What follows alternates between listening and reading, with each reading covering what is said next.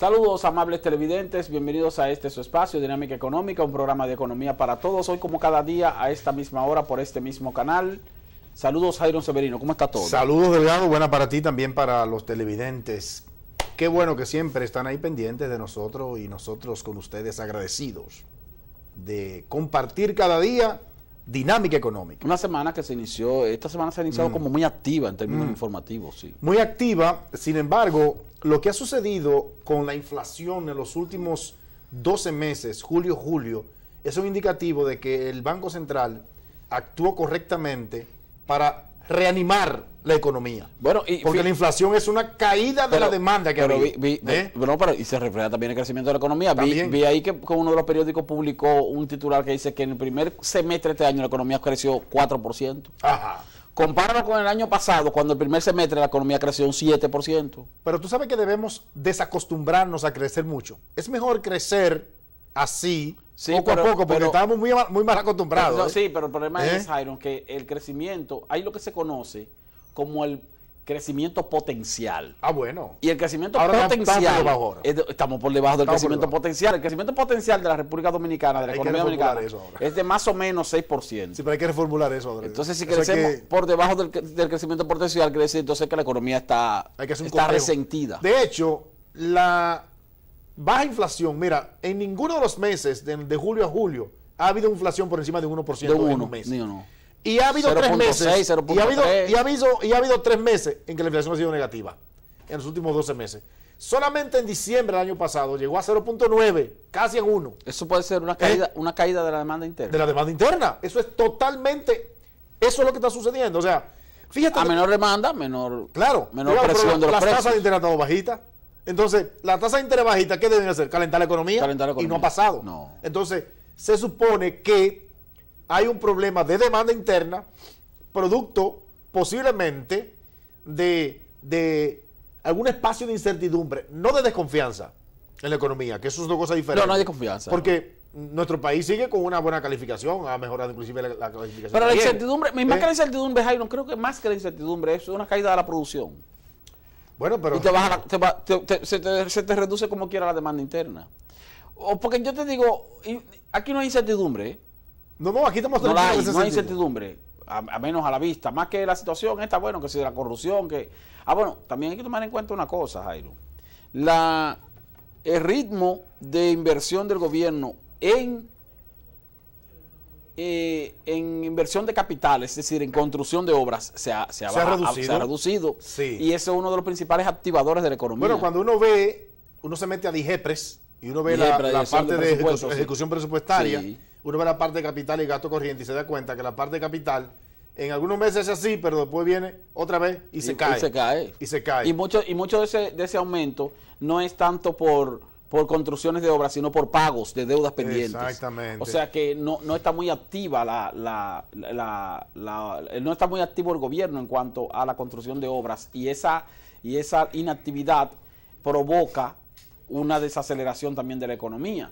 Tú tienes, por ejemplo, las grandes obras que tiene el gobierno dominicano, o las obras que generalmente mueven más dinero, como por ejemplo la construcción de la segunda línea de metro, eso está prácticamente paralizado. Sí, tú tienes el caso, por ejemplo, de Punta Catalina, pero Punta Catalina es un proyecto llave en mano.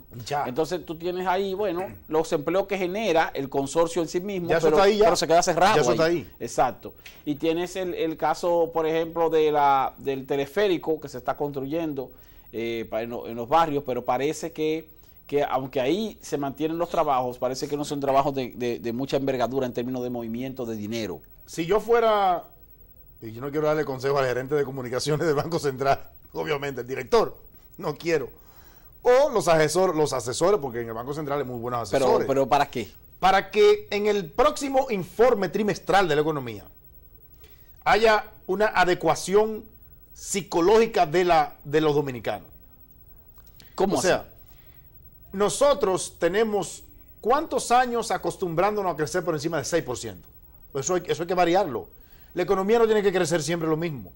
Ha crecido, menos, pero ha crecido. Sí, Jairo, pero es que tiene que crecer por encima del potencial. Si no crece por encima del potencial, entonces el país, la economía no va bien. Ok, entonces me gustaría preguntarle al Banco Central. ¿Cuál es el potencial en este año? ¿Cómo se determina el potencial de crecimiento de la economía dominicana? Esa es una pregunta, inclusive, que yo se la sugiero a la escuela económica. Una cosa, Jairo, se la sugiero a la escuela económica. Bien. Yo se la sugiero a la escuela económica. Vamos a ver si hacemos un ejercicio. Pero fíjate un asunto. Las economías dinámicas crecen en proporciones altas en la medida en que se mantiene dinámica.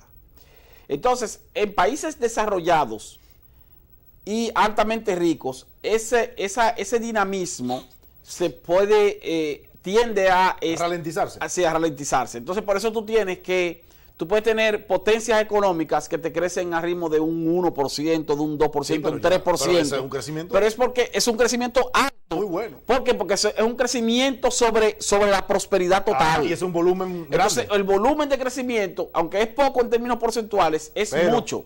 Ahora, en países desarrollados o en economías subdesarrolladas como la nuestra, un crecimiento de un 3% es un crecimiento bajo. Sí. Fíjate, por ejemplo, tú me dirás, bueno, pero señor Delgado, la China continental, que es la economía más grande del mundo, la segunda economía más grande del mundo, crece o crecía hasta los últimos años a ritmo de 8, 9, 11%. Pero es un país subdesarrollado, donde todavía hay muchísimo espacio de crecimiento. Sí, lo mandaron a crecer a menos, pero no solo eso, sino que también todavía hay muchísimo espacio para crecer. ¿Por qué hay muchísimo espacio para crecer? Porque todavía hay elevadísimos niveles de pobreza y de desigualdad. O sea, todavía hay elevadísimos niveles sociales que tienen bajo nivel de consumo. Entonces, por eso tiene mayor potencial de crecimiento, aunque sea una economía grande. En el caso, por ejemplo, de Estados Unidos, si la economía de Estados Unidos crece un 3%, Jairo, es un éxito. Es una maravilla. Es una maravilla. Cuando Alemania te crece un 3%, cuando Francia te crece 3%. Pero tú no vas a ver a Alemania creciendo en ritmo de un 8%. No. Y eso no, y sin embargo no quiere decir que esté mal, al contrario, está en plena, lo que pasa es que está en pleno desarrollo. Recordemos que el Fondo Monetario Internacional, Delgado, ha revisado 2 veces a la baja el crecimiento promedio de América Latina. Estaba en 5.3, después 5.9, ahora 4.9. Lo está revisando. ¿Por qué? A la baja. A la baja. Entonces, ¿por qué? Si nosotros crecemos y si crecimos 4% en el primer semestre. Sí. Con buen crecimiento. Sí, un buen crecimiento. Pero está por debajo del potencial. Sí, pero ¿qué va a suceder a partir de septiembre, octubre, noviembre? Recuerda que vienen unos meses en el que puede haber una presión un poco en la tasa de cambio, por ejemplo. Sí. Viene. Por ejemplo, septiembre, octubre. ¿Por qué? Por los inventarios, la reposición de inventarios. Reposición de inventarios. Sí. Entonces, eso puede deslizar un poco la inflación. Un poco. Sí. Sí, te puede subir un poco la inflación, te puede subir un poco la tasa de cambio. Ajá. Entonces, en diciembre, casi siempre algo sube los precios. Porque hay una mayor demanda. Hay mayor demanda. Al aumentar la demanda, entonces los precios se presionan, por supuesto. La gente no pregunta mucho. Hay mayor cantidad de dinero en circulación. Eso mismo, eso es muy obvio. Sí. Entonces, si la inflación está en 1.02 el mes pasado, y está en 2 puntos y algo el acumulado. El acumulado. Es demasiado baja. Entonces, una inflación baja tampoco incentiva la inversión, Delgado. Tú sabes que, fíjate una cosa. Mira qué cosa me extraña. Hablando de crecimiento potencial, la inflación potencial aquí en este país es de 4%, más o menos 1. Sí, 4. Sí. Hace 2 años que no llegamos ni siquiera a Estamos por debajo del rango meta de abajo. Del rango meta de abajo. Por debajo del rango meta de abajo. Así es. Entonces, eso es positivo por un lado, porque bueno, la estabilidad de precios, pero es negativo por el otro lado, que lo que te indica que hay una reducción de la demanda interna, y al haber una reducción de la demanda interna, entonces hay una reducción del dinamismo económico.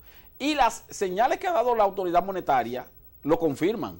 La autoridad monetaria, que ha venido a tomar decisiones de poner más dinero a disposición de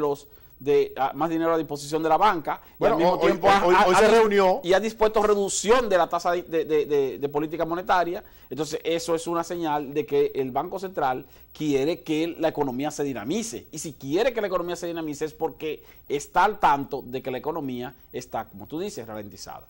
Vamos a una pausa y seguimos con el tema después, dinámica económica.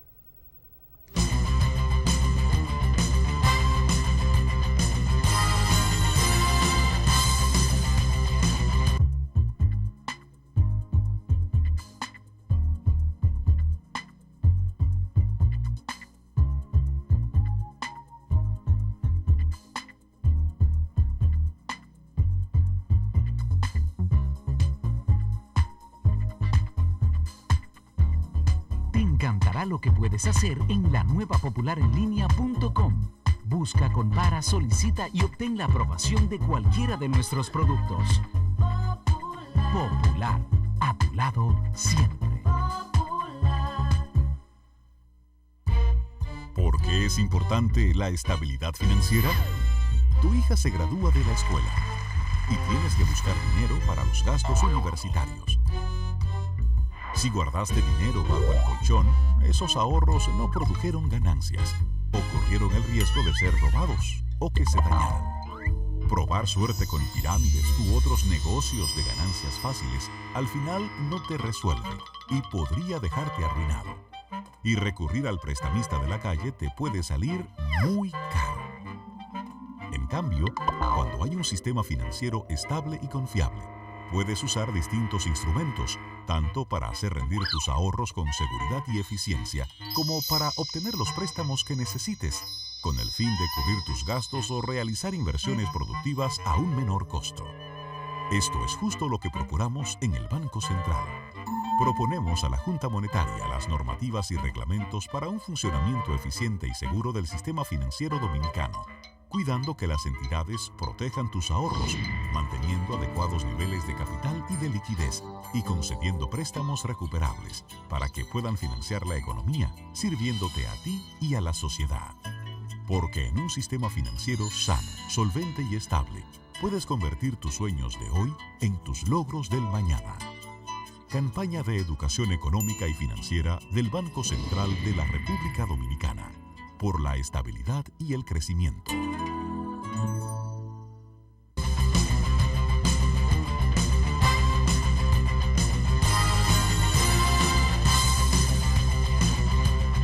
Bien, seguimos. Escucha esta información. Vamos, ¿qué es lo que tú tienes ahí? A ver. Santo Domingo. El gobernador del Banco Central, Héctor Valdés Albizu, se reunió con los tesoreros de los bancos comerciales para conversar sobre las recientes medidas de flexibilización monetaria que buscan dinamizar la economía. Ok, bien. Igualmente, Valdés Albizu... Esos son los tesoreros de los bancos. De los bancos. Bien. Les exhortó a canalizar los recursos liberados a los sectores productivos indicados en la primera resolución de la Junta Monetaria del pasado 27 de julio. Subraya eso, subraya. Les exhortó canalizar los recursos liberados a los sectores productivos indicados en la resolución primera de la Junta Monetaria del 27 de julio de este año, a través de nuevos préstamos, según las condiciones explicadas en el instructivo publicado en la página web del banco, que fue facilitado a las entidades de remuneración, que facilita a las entidades parte del encaje legal. Sí. Tanto el gobernador como los técnicos del Banco Central explicaron detalladamente el instructivo de aclaración e inquietudes sobre alcances y mecanismos para que los recursos liberados sean colocados en el menor Por ahí está tiempo la cantidad posible. Repite, porque la cantidad son 20,000 y pico millones, pero en el menor tiempo posible, Jairo. Los tesoreros de los bancos comerciales informaron que la medida de la Junta Monetaria está teniendo un gran impacto en demanda de crédito. El gobernador del Banco Central recordó que mediante la citada resolución la Junta Monetaria autorizó reducir 2.2 puntos porcentuales del coeficiente requerido del encaje legal a las entidades de intermediación financiera con efectividad a partir del 1 de agosto de este año. Eso implica la liberación de 20.423.2 millones de pesos, a los que se suman otros 2.051.7 millones que se encuentran pendientes de desembolsar para el sector agropecuario, correspondiente a la liberación de recursos en ocasiones anteriores, exactamente, en diciembre del año 2016. Y también hay un remanente que asciende a 1.061.9 millones de recuperaciones de los recursos liberados mediante disposiciones anteriores. Esto significa que al sumar estas tres partidas, la autoridad monetaria está poniendo a disposición de la banca, en forma adicional a su liquidez regular, 23.553.8 millones de pesos, que deben ser canalizados a diversos sectores con tasas de interés que no superen un 9% anual. ¿Sí? Un 9%, o sea, que no superen el 9%. Que no superen el 9%. Y son recursos que no son recursos que están especializados, porque a veces el Banco Central libera recursos del encaje legal especializados, por ejemplo, a viviendas o especializados. Pero ellos lo dividieron. Hay 4.000 millones para esto. Lo dividieron, pero para todos los sectores. O sea, cuando tú haces una visión general, Bueno, sí. No hay especialización. Sí, porque en el caso de agricultura el año pasado fue muy específico. Sí, exactamente, fue específico pero de agricultura. Hubo una situación.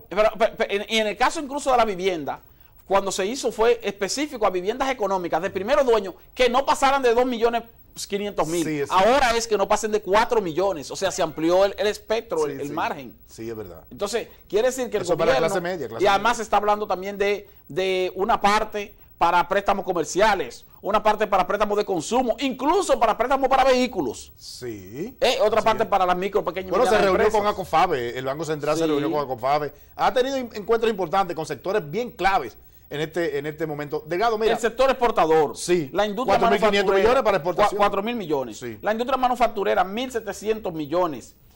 Para el sector agropecuario, 2.051 millones pendientes y luego otros 3.758 millones. Asimismo, 4.000 millones también para el financiamiento de la vivienda. 3.716 millones para las micro, pequeñas y medianas empresas. 2.500 millones para préstamos de consumo, incluyendo vehículos.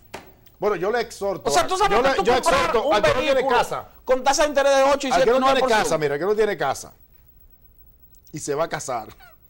Que aproveche. Que aproveche ahora. Sí. Que aproveche ahora que hay unos cuartos por ahí que te van a facilitar, Delgado, a menos hasta 9. 9%. Pero Delgado. 9% un préstamo de largo plazo, señores, pero eso es una ganga. Es una ganga. Es una ganga. Eso es una ganga. Yo lamento que no califico para eso.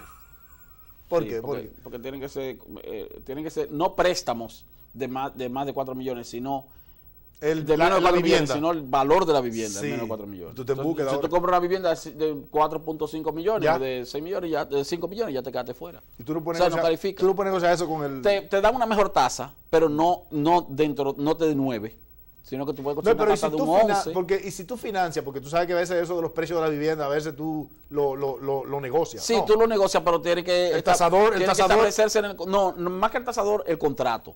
El contrato, sí. Esa vivienda cuesta 4 millones de pesos. Sí, porque fíjate... Aunque cuesta 6. Sí, aunque tú lo hayas comprado en 6. Sí. Pero sin embargo, si tú pones que... Eso falta de transparencia. No falta transparencia. ¿Cómo que no? Siempre que esté dentro de la tabla, siempre que esté dentro de la tabla de valoración que tiene la DGI. También porque fíjate lo que pasa, que tú dices, una casa, qué sé yo, un sector, bueno, vamos a decir, en Evarito Morales. Clase media. Una casa que vale, qué sé yo, 8 millones de pesos. Por poner un ejemplo. Sí. Entonces, tú vienes y la compras por 8 millones, pero tú dices, bueno, hay que hacer un contrato, y tú haces un contrato por 6 millones. O no, tú haces un contrato por 3 millones. Que tú la compraste en 3 millones. Ahora, cuando tú vas a pagar el IPI, el impuesto de propiedad inmobiliaria, la base de la tabla. Lo que hace DGI es que dice, pero vean, acá tú estás comprando esta vivienda muy barata. ¿Por qué? Porque en ese sector, para nosotros, una vivienda de esa característica cuesta 5 millones. ¿Y si el dueño quiso venderlo en 3? Si te la vendió en 3, está bien. Tú puedes comprarla en 3. Pero me vas a pagar el impuesto con base en 5. Ajá, no. Sí, así es. No. No. Bueno. No, porque es el valor de la vivienda. No es el valor de la vivienda. Yo pagué tanto para la vivienda. No es el valor de la vivienda. Es el valor mínimo que tiene la DGI en su tabla. Sin embargo, si tú la compraste en 8, aunque ellos tengan su tabla 5, te cobran con base en 8. Pues entonces... pero si es hacia más, te cobran hacia más completo. Si es hacia menos, te cobran hacia el mínimo que ellos tienen establecido. Y pasa también con los vehículos. Y no está mal eso. Eso está bien. Eso está bien. Entonces, lo que yo te digo es que si tú vas a comprar una vivienda y quieres bajarle el precio para pagar menos impuestos, tienes que fijarte qué valor le da la DGI a esa vivienda o a ese vehículo en ese sector o en esa marca o ese año si se trata de un vehículo. El valor mínimo. Cuando financié la vivienda no pude hacer nada de eso porque yo trato de ser transparente. Claro, es una vivienda que no llega cara, a eso, pero aquí hay gente para... Tu vivienda ahora vale mucho, pero en el momento que tú la compraste no estaba tan cara. Que hay personas para el asunto del impuesto de la transferencia. Sí, el impuesto de la transferencia, porque no solo el que compra, que tiene que pagar el IPI, sino que el que vende... Al mismo tiempo también tiene que pagar esto porque tiene que reportarlo y tiene que pagar más impuestos. Sí, tiene que reportarlo. Tiene que pagar la ganancia de capital. Sí. ¿En cuánto tú compraste esa vivienda en el año que tú la compraste? Y ahora tú la estás vendiendo. La diferencia entre el precio que tú la compraste y el precio que tú la estás vendiendo, paga impuestos sobre la renta y te paga un 20, fácilmente un 25%. Es así eso. O sea, entonces, ese tipo de situación es lo que hace que la gente, tú sabes, más o menos busque la manera de, no de evadir impuestos, sino de pagar menos impuestos. Porque eso es una evasión. De eludir. Bueno, es una ilusión. Pero no es una ilusión ilegal. Bueno, no es una ilegalidad. Es que la ilusión es un subterfugio, sí, es un mecanismo. Pero hay ilusión que sí, hay ilusión que sí es una ilegalidad. Eso. Una ilusión que sí es una ilegalidad, Jairo, es cuando tú dejas de reportar un impuesto, dejaste de reportarlo.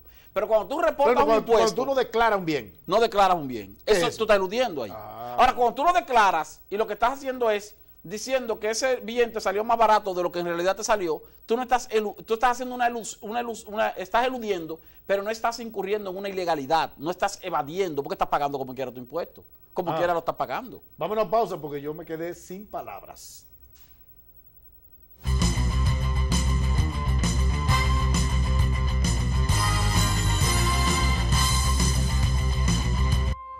Atendemos casos, ayudamos personas. El servicio al cliente es lo más importante para nosotros. Tratar a cada persona como un miembro de la familia es nuestra prioridad.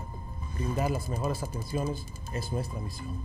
Yo fui víctima de un fraude electrónico vía internet. Pude ir al banco del cual me fue sustraído el dinero a tratar de que me diera auxilio. Llegué a ProUsuarios, hice la reclamación formal y para mi sorpresa, la superintendencia resuelve que el banco me devuelva mi dinero, ya tú sabes. Sentí en ProUsuarios un equipo dispuesto a darme servicio. Así me sentí en ProUsuarios. Superintendencia de Bancos de la República Dominicana. Cuentas con nosotros.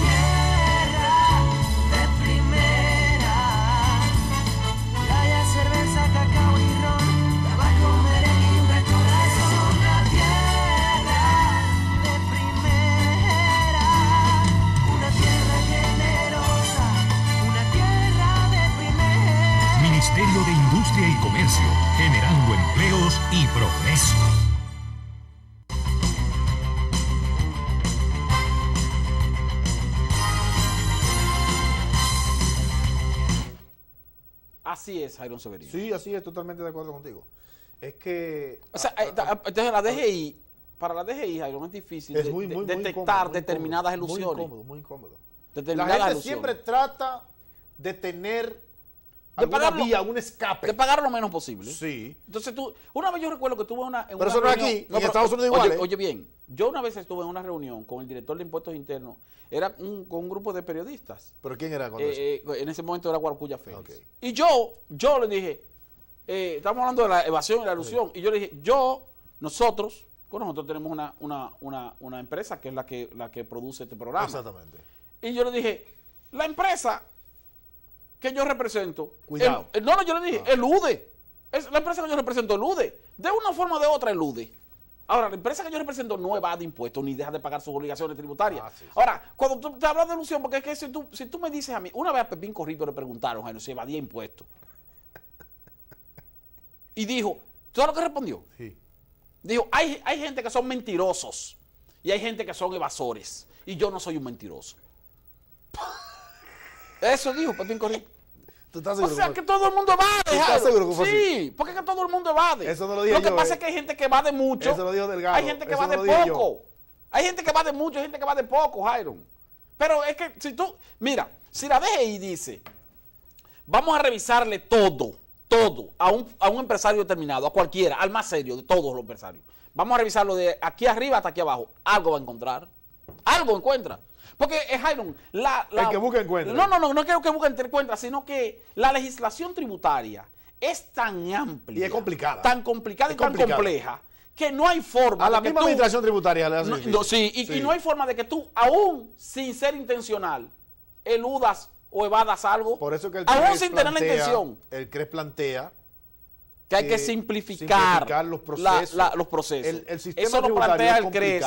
Y en cada informe trimestral que hace el Fondo Monetario Internacional también lo plantea. Sí. Aquí se habla de reforma de pacto fiscal. Mira, más que aumentar impuestos, lo que debería estar la autoridad tributaria en este momento es revisando la forma de hacer que todos esos impuestos que existen se cobren de manera más fácil, más simple. Le facilitan la vida al contribuyente. Y a la autoridad tributaria también. Sí. Porque ellos mismos, Jairo, en ese pacto del hay muchos empleados técnicos de la DGI que ellos mismos no entienden, no saben cómo explicarle a un contribuyente, la forma de salir o no de determinada situación. Y no porque sean brutos o lo que, no, sino porque es tan complejo a veces que dicen, oye, la verdad es que yo no sé qué decirte. ¿En qué sector tú crees, en cuáles sectores tú crees que se va de más impuestos en este país? En el comercio. ¿En el comercio? Sí, en el comercio. Pero espérate, hay sectores profesionales. No, sectores profesionales. Por la ponderación. No, el sector profesional. Te voy a decir cuál, el sector profesional. Médico. De los sectores profesionales, la clase médica y los ingenieros. Ingenieros y abogados. Los abogados también. Pero los abogados, hasta cierto punto, si tú evalúas médicos y abogados, es posible que los médicos vayan más que los abogados. Es posible. En estos días yo lo he comprobado. Porque yo estoy yendo a un médico. Sí, porque los médicos no pagan impuestos. Los médicos se manejan con dinero efectivo. Pagan los impuestos de los que reciben a través de la ARS, sí, pero lo que cobran de diferencia, eso es limpio. No se sabe. Ellos pueden hacer un reporte de lo que quieran. Sí. Entonces, porque no hay forma de tener eso. El caso de los abogados, también puede ser que tú le pagues por la izquierda una cantidad de dinero, pero generalmente, óyeme, cuando tú haces un asunto, un trámite legal, tú estableces ahí lo que tú te ganaste, tú estableces ahí las costas legales, o sea, y si tú estableces las costas legales, bueno, pues se tiene que eso es la base de eso. Ya incluso la autoridad tributaria pudiera caerle arriba a eso como quiera. Por eso yo creo que una de las formas de reducir la evasión en ese tipo de sectores es mediante la obligatoriedad del comprobante fiscal para todo el mundo y el premio y concederle un premio al contribuyente, es cierto, con base en sus reportes de consumo. Que los contribuyentes reporten su consumo. Eso es lo que pasa en Estados Unidos. Entonces el gobierno le garantice la devolución de una parte de lo que consumieron, o de una parte de los impuestos que le fueron retenidos o que debieron reportar o que pagaron. Podemos llegar aquí un día a eso, ¿eh? Sí, podemos llegar. Pero si tú no le das un incentivo al contribuyente, al consumidor, entonces eso va a seguir igual. Para que pida comprobante fiscal donde quiera que vaya. Claro. Pero fíjate que en Estados Unidos, y mencionamos Estados Unidos porque, bueno, es una referencia. Es una referencia. La gente tiene que hacer su declaración jurada todos los años. Obligatoriamente. Todo el mundo. Pero la gente guarda todas las facturitas para reportarlo todo. ¿Tú sabes por qué guardan todas las facturitas para reportarlo todo? No es solo porque van a evadir, sino porque si pagan de más, le mandan un cheque a su casa. El income tax. El income tax. Mire, usted le correspondía pagar $20,000. Sí. Y usted pagó $22,000. Mire $2,000 que no así es. Pero no diga que aquí tú sabes lo que te dice, que se lo vamos a acreditar para el año que viene. No, así no. Y esa acreditación tú nunca la ves. No, nunca. Entonces, me ha pasado a mí. Si te lo devuelven, me ha pasado si te lo devuelven físicamente, mira, aquí dice que te tocaban 20 y tú pagaste 22, toma tus 2, toma todo ahí. La gente se motiva, la gente dice, mira, pero tú una chulería. ¿Tú me entiendes? Y eso pasa con mucha frecuencia. Señores, ha sido un placer para nosotros compartir una emisión más de Dinámica Económica. Bye.